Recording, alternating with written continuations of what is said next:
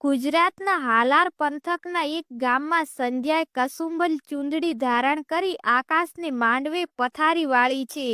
એવું રૂજ્યું પૂજ્યું વેળાએ અજાણે ભોમકાના એક આદમીએ આ ગામની બજારમાં પગ મૂક્યો. ઘેરદાર ચોરણો ઉપર આછી પછેડીની ભેંટ, પાસાબંધી કેડિયું ઉપર 24 આંટાની ગોળ પાઘડી, દાઢી મૂછના કાતરામાં કાબર ચિત્રી પ્રોઢતા કળાય છે. પણ ચેરાની ચામડીની રતાશ એના સુખીપાની છતી કરે છે.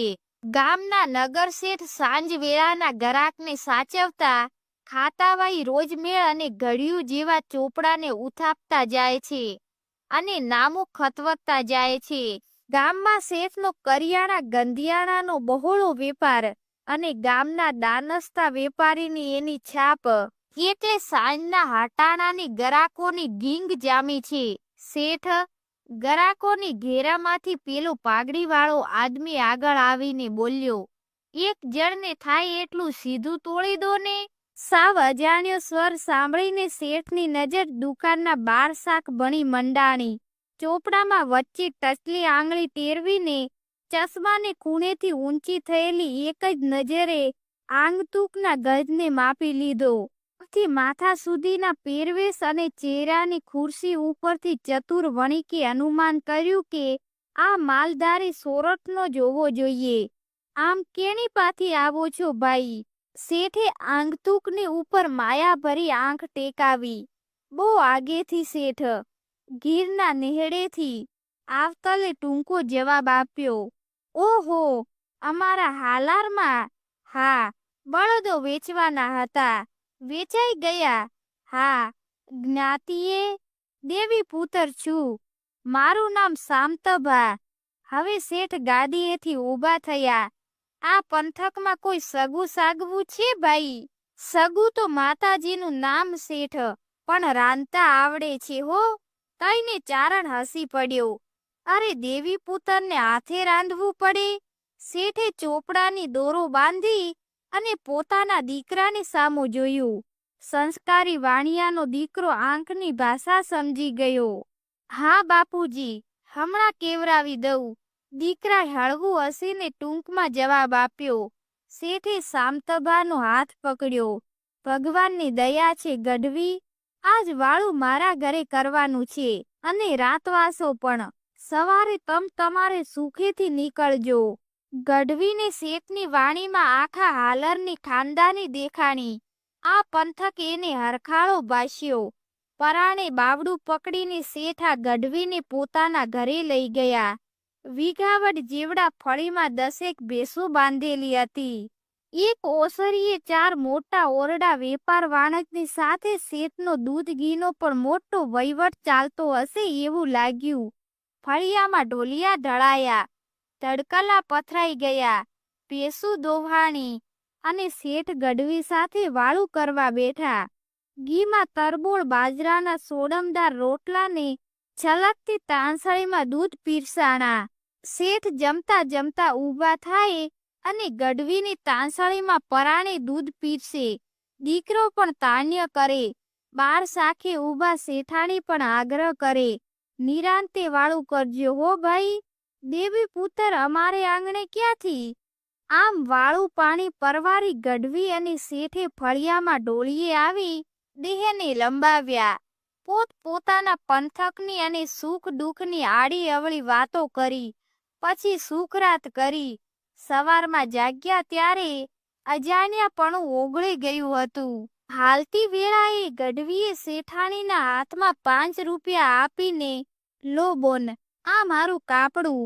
થોડી આનાકાની પછી શેઠાણીએ રૂપિયા તો લીધા, પણ ફરી પાછા આવવાનું વચન લીધું.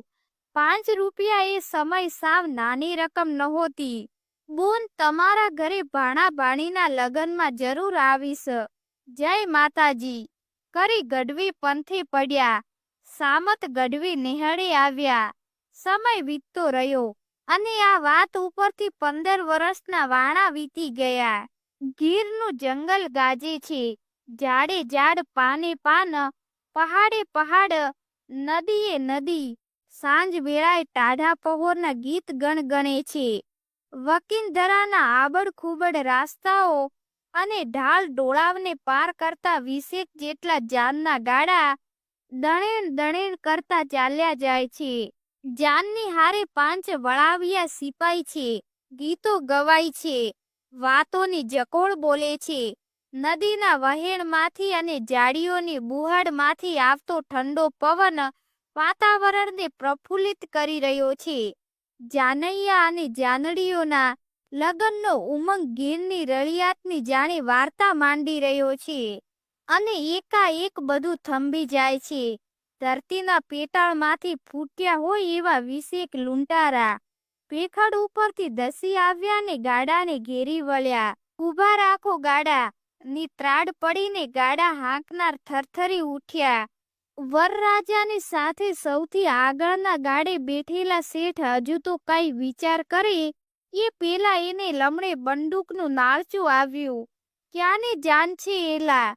લૂંટારોનો કરડાકી ભરેલો સ્વર ગીરના ખાખરાના ઝાડવા ને ડાળીઓમાં ભરાઈને વિખીરાઈ ગયો. હાલાર પંથકના સરપદડ ગામની છે બાપુ. શેઠની પાઘડીના આંટા ડોકમાં આવી ગયા. એલા એ વળાવિયા, હથિયાર મૂકી દો નીકર. શેઠને આ વરરાજાના માથા ગોળીથી વિંધાઈ જાશે. વળાવિયા લાચાર બની જોતા રહ્યા. 4 લૂંટારાએ પછેડી પાથરી રાખી. એમાં જાનૈયાના ઘરેણા માંડ્યા પડવા. કોઈ પાસે વાલની વાળી પણ બચી નહીં. વરરાજા માટે રાજ દરબારમાંથી લાવેલા હીરા મોતીના કિંમતી ઘરેણા પણ લૂંટારાઓએ આંચકી લીધા. આખી જાન કકળી ઉઠી. કારણ કે શેઠની તમામ મિલકત વેચાઈ જાય તો પણ રાજ દરબારના એ ઘરેણાની કિંમત ચૂકવાય એમ નહોતી. શેઠ સહિત સૌના મોઢા કાળા ઠણક થઈ ગયા. લૂંટારા ઘરેણાના પોટલા ચડાવીને ઘોડે ચડી જંગલમાં અદ્રશ્ય થયા. મોટી ધાડ પાડીને હરખાતા લૂંટારા જંગલના આડબીડ રસ્તે નિરાતે ચાલ્યા જાય છે. એમાં પાછળથી સાજ સંભળાયો, એલા કેણીપા. લૂંટારાએ પાછળ જોયું તો કરોડપાણા નેસનો મોભાદાર ગઢવી સામતબા હાથમાં ડાંગ રમાડતો નજીક આવતો દેખાયો. આ સામતબા કોક વેળા અસુરા નેસડે આવેલા ભૂખ્યા દુખ્યાને પૂછતો નહીં કે તમે કોણ છો અને રોટલો આપતો.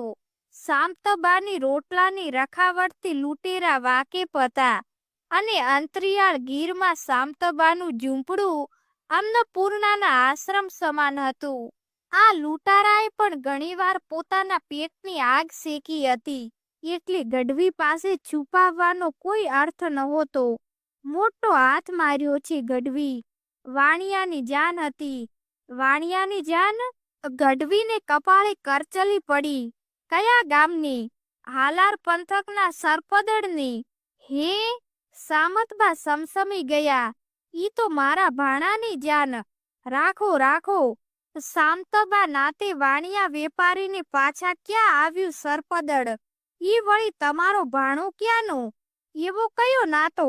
રોટલાનો ભાઈ, રોટલાનો.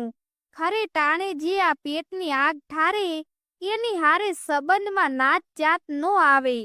અને ઈ શેઠાણી તો મારા ધરમના બોન. મારે કાપડું કરવું પડે. કાંઈક ફોડ પાડો ગઢવી. અને ગઢવીએ 15 વર્ષ પેલાની વાળુવાળી રાતની વાત કરી. વાત સાંભળીને લૂંટારાની કઠણ છાતીમાં પણ પરોપકારની સરવાણી ફૂટી. સામતબાને ખભે હાથ મૂકીને લૂંટારો બોલ્યો, વાત જો રોટલાના રખાવટની હોય ને ગઢવી, તો કોક દી વેળાક વેળા રોટલો તો મેં પણ તમારો ખાધો છે. ભલે તમને ખબર નહીં હોય, પણ ઉપરવાળાએ આજ મને રોટલાનું ઋણ અદા કરવાની વેળા આપી છે. ઈ કેમ જાવા દઉં? લ્યો આ તમારા ભાણાની જાનના ઘરેણા. જાઓ સોંપી દો. ઘરેણાનું પોટલું હાથમાં આપીને લૂંટારા ઘેરની જાડીઓમાં ઓગળી ગયા. ઉતરેલે મોઢે ધીમે ધીમે ચાલતી જાનના ગાડા ગીરના ઉબડ ખાબડ રસ્તે હવે હોશ વગરના ચાલ્યા જાય છે. થોડીવાર પેલાનો ઉમંગ અને ઉસરંગ ઓગળી ગયો છે.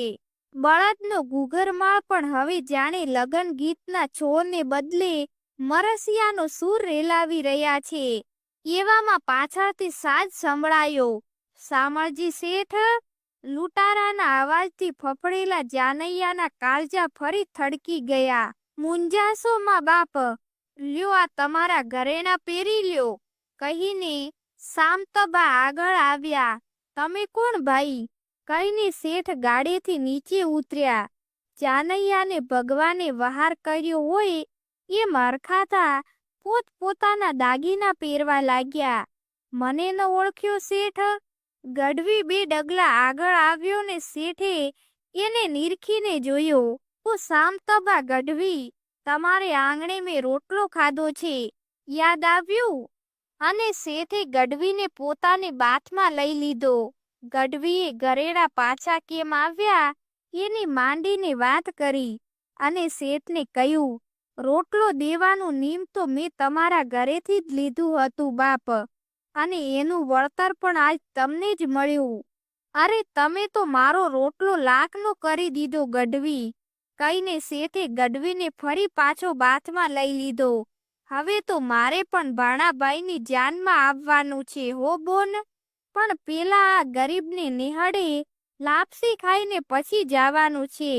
અને શામજી શેઠના દીકરાની જાનના ગાડા ગઢવીના નિહાળા બાજુ વળી ગયા.